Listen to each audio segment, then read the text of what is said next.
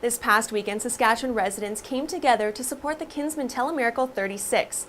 In the border city, Tammy Kaminski organized a Spring Fling extravaganza trade show to raise funds and give back to the charity, which means so much to her and her family. I'm here at the Spring Fling extravaganza with Tammy. How are you?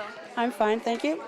And now you're holding all these tables here. There's all these exhibitors. What do we have going on here today?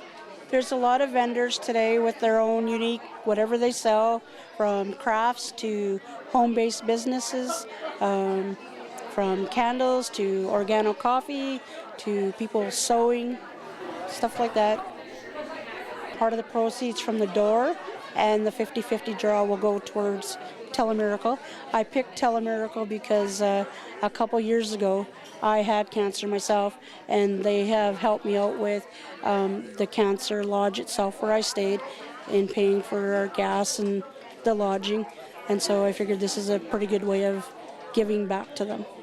We know a lot of people that have been helped by Telemiracle. My wife has herself, and we know my father had cancer.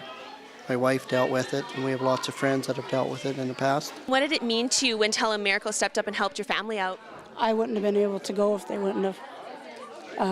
I had a few friends help me out, and my family, but these guys really stepped up and covered a lot of my costs. So. I sell for a company called Steep Tea, which is a Canadian company. Started about 4 years ago, a family in Ontario. It's growing rapidly, as tea is the second most consumed beverage in the world, and it's so many health benefits is really the reason I got into it. I just came off a year of having breast cancer and am cancer-free, but this is why I'm doing this. I didn't want to go back to a stressful big job, so this is what I do, and I do shows like this that are raising money for a wonderful charity like Telemiracle, who does things for cancer patients as well as anybody that has health issues. It's just a wonderful cause.